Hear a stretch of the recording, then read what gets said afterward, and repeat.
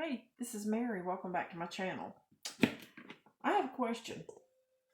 Everybody has seen the green okra. Have you seen red okra? Flavor's the same.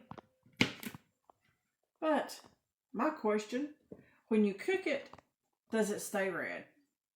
We're going to find out. Okay.